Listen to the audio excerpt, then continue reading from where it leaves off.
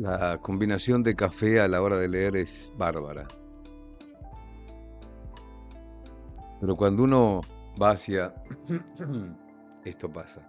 Cuando uno va hacia, bueno, leer hacia afuera, lectura y demás, el choque de la temperatura de la garganta con lo que uno toma, eso le digo a mis alumnos y acá me ves. También el agua, ¿no? El agua siempre es lo mejor, agua natural, siempre. Absolutamente, absolutamente lo mejor. Isabel Allende a mí me cautiva. Isabel Allende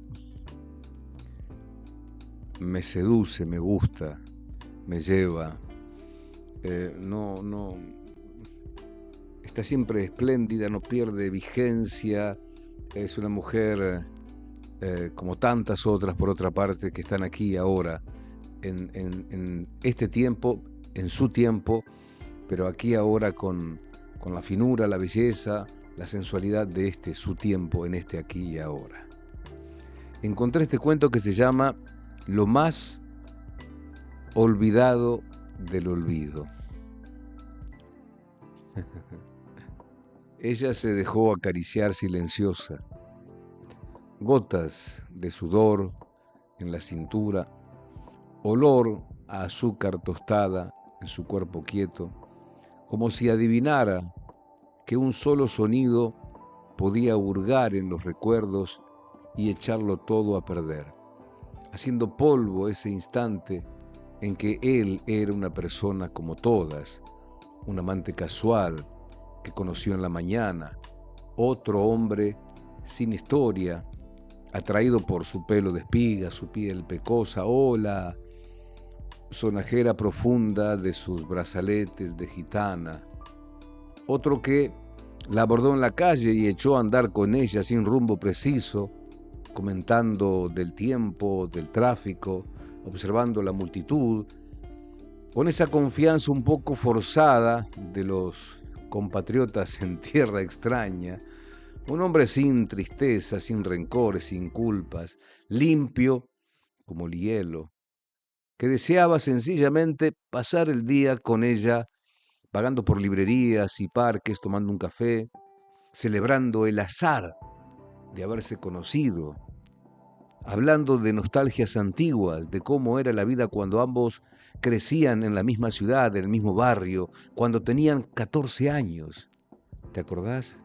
Los inviernos de zapatos mojados por la escarcha y la estufa de parafina, los veranos de duraznos allá en el país prohibido.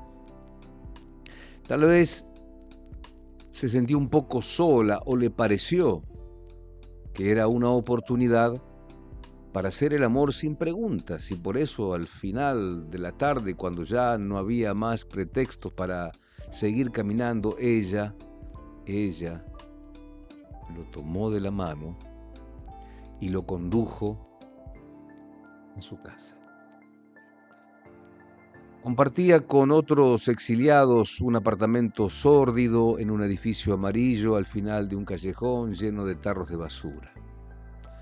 Su cuarto era estrecho, un colchón en el suelo cubierto con una manta a rayas, unas repisas hechas con tablones apoyados en dos hileras de ladrillos, libros, afiches, ropa sobre una silla, una maleta en un rincón.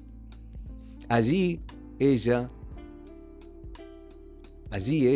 se quitó la ropa, sin preámbulos, con actitud de niña complaciente. Él trató de amarla. La recorrió con paciencia, resbalando por sus colinas y hondonadas. Van sin ninguna prisa, abordando todo sin ninguna prisa. Nada. Rutas sin prisa, masándola, suave arcilla sobre las sábanas, hasta que ella se entregó abierta. Entonces él retrocedió con muda reserva. Ella se volvió para buscarlo, ovillada, sobre el vientre del hombre, escondiendo la cara, como empañada en el pudor, mientras lo palpaba, lo lamía, lo fustigaba ella. Él quiso abandonarse con los ojos cerrados y dejar hacer por un rato, hasta que lo derrotó la tristeza o la vergüenza y tuvo que apartarla. Encendieron otro cigarrillo. Ya no había complicidad. Se había perdido la anticipada urgencia que los unió durante todo ese día, y solo quedaban sobre la cama dos criaturas desvalidas, con la memoria ausente, flotando en el vacío terrible de tantas, tantas, tantas palabras calladas. Al conocerse esa mañana, no ambicionaron nada extraordinario. No habían pretendido mucho, solo algo de compañía y un poco de placer, nada más. Pero a la hora del encuentro los venció el desconsuelo.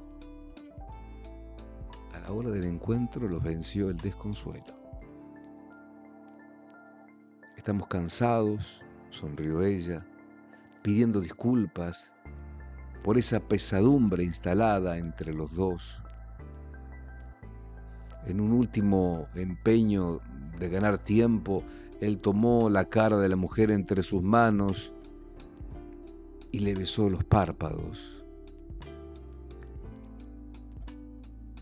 Se tendieron lado a lado, tomados de la mano, y hablaron de sus vidas en ese país donde se encontraban por casualidad, un lugar verde, generoso, donde sin embargo siempre, siempre, siempre serían forasteros. Él pensó en vestirse y decirle adiós antes de que la tarántula de sus pesadillas les envenenara el aire, pero la vio joven y vulnerable y quiso ser su amigo. Amigo, pensó, no amante. Amigo para compartir algunos ratos de sosiego, sin exigencias ni compromisos. Amigo para no estar solo y para no sentirme solo y para combatir, sí, el miedo.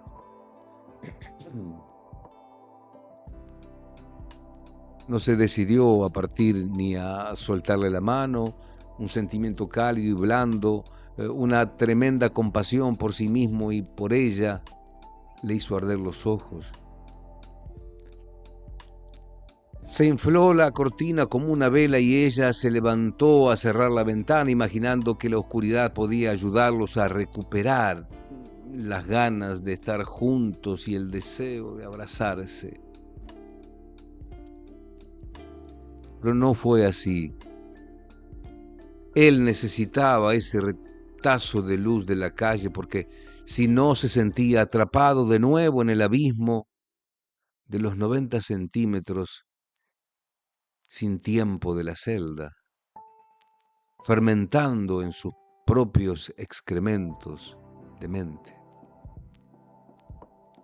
Deja abierta la cortina, quiero mirarte, le mintió, porque no se atrevió a confiarle su terror de la noche, cuando lo agobiaban de nuevo la sed, la venda apretada en la cabeza como una corona de clavos, las visiones de cavernas y el asalto de tantos fantasmas.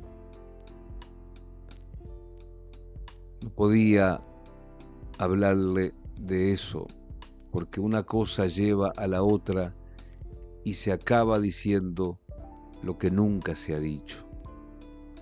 Ella volvió a la cama, lo acarició sin entusiasmo, le pasó los dedos por las pequeñas marcas explorándolas, No te preocupes. No es nada contagioso, son solo cicatrices, rió él casi en un sollozo. La muchacha percibió su tono angustiado y se detuvo, el gesto suspendido, alerta. En ese momento, en ese momento,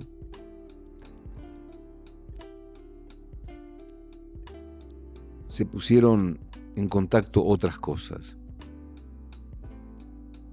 En ese momento, él debió decirle que ese no era el comienzo de un nuevo amor, ni siquiera una pasión fugaz, era solo un instante de tregua, un breve minuto de inocencia, y que dentro de poco, cuando ella se durmiera, él se iría. Debió decirle que no habría planes para ellos, ni llamadas furtivas, no vagarían juntos otra vez de la mano por las calles, ni compartirían juegos de amantes, pero no pudo hablar. ¿Entendés? No pudo hablar. La voz se le quedó agarrada en el vientre, como una zarpa. Supo que se hundía. Trató de retener la realidad que se le escabullía, anclar su espíritu en cualquier cosa, en la ropa desordenada sobre la silla, en los libros apilados en el suelo, en el afiche de Chile en la pared, en la frescura de esa noche caribeña, en el ruido sordo de la calle. Intentó, créeme, concentrarse en ese cuerpo ofrecido y pensar solo en el cabello desbordado de la joven, en su olor dulce. Le suplicó sin voz que por favor lo ayudara a salvar esos segundos. Mientras ella lo observaba desde el rincón más lejano de la cama, sentada como un faquir, sus claros pezones y el ojo de su ombligo mirándolo también, registrando su temblor, el chocar de sus dientes, el gemido. El hombre oyó crecer el silencio interior. El hombre creyó oír que crecía ese silencio interior. Supo, se le quebraba el alma. Tantas veces le ocurriera antes y dejó de luchar, soltando el último asidero al presente, echándose a rodar por un despeñadero inacabable. Sintió las correas incrustadas en los tobillos, en las muñecas, la descarga brutal, los tendones rotos, las voces insultando, exigiendo nombres, los gritos inolvidables de Ana, suplicando a su lado, y de los otros colgados de los brazos en el patio. ¿Qué pasa, por Dios? ¿Qué te pasa? Le llegó de lejos la voz de Ana. No. Ana quedó atascada en las ciénagas del sur. Creyó percibir a una desconocida desnuda que lo sacudía, que lo nombraba, pero no logró desprenderse de las sombras donde se agitaban látigos y banderas.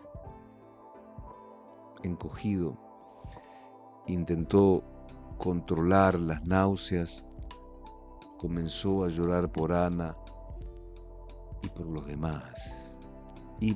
demás,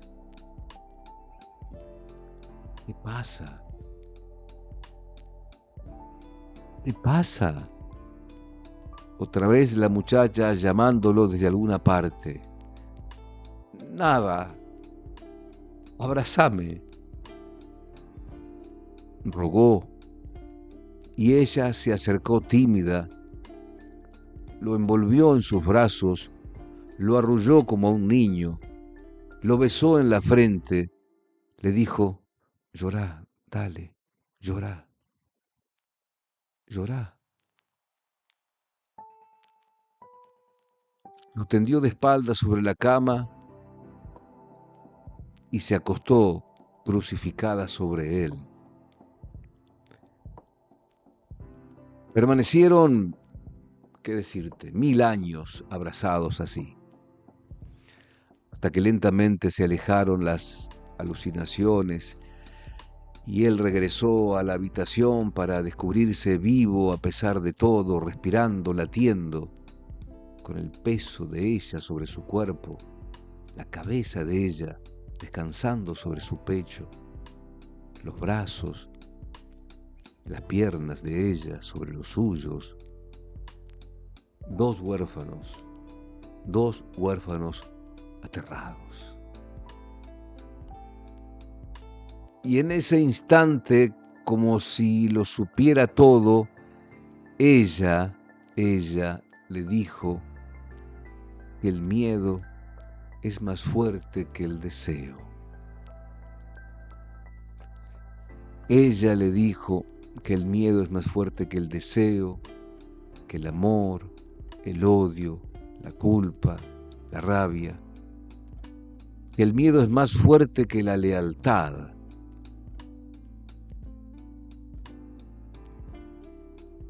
El miedo es algo total, le dijo, con lágrimas.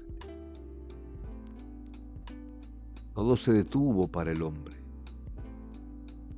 Tocado en la herida más oculta, presintió que ella no era solo una muchacha dispuesta a hacer el amor por conmiseración, que ella conocía aquello que se encontraba agazapado más allá del silencio, de la completa soledad, más allá de la caja sellada donde él se había escondido del coronel y de su propia traición, más allá del recuerdo de Ana Díaz y de los otros compañeros delatados a quienes fueron trayendo uno a uno con los ojos vendados.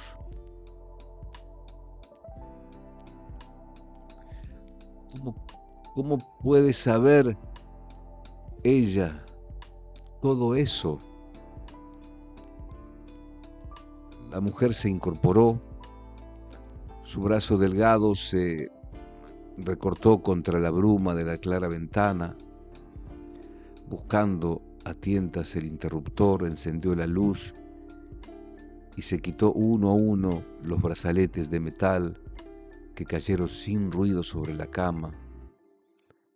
El cabello le cubría a medias la cara cuando le tendió las manos. También a ella, blancas cicatrices le cruzaban las muñecas.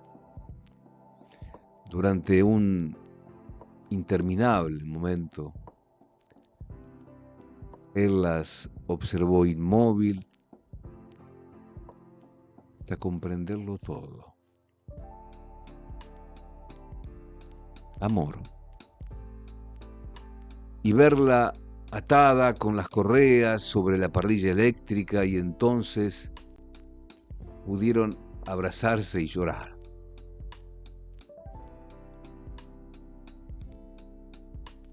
Hambrientos de pactos y de confidencias, de palabras prohibidas, de promesas de mañana, compartiendo, por fin, el más recóndito secreto.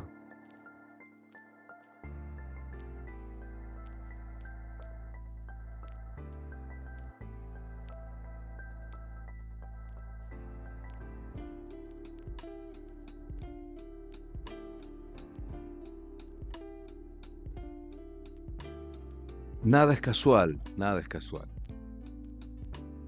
nada es casual. No lo pensé, pero por estos días hubo una elección en Chile donde quedó primero Jara, segundo la derecha extrema con poca diferencia, pero primero Jara. Y yo contándote esto. Nada es casual. No existen las casualidades. Gracias por estar en mi canal. Suscríbete, lo necesitamos para seguir creciendo. No en lo que tiene que ver con la entrega, con el darte, sino nos permite crecer el ser más desde lo técnico, desde lo físico, desde lo humano y también desde lo comercial, que es imprescindible. Sumate a mi canal Oscar Orquera acá en YouTube. Sabes que por las mañanas a las 9 tenemos noticias y a esta hora aparecemos más o menos con estas cosas. Me llamo Oscar Orquera. Gracias.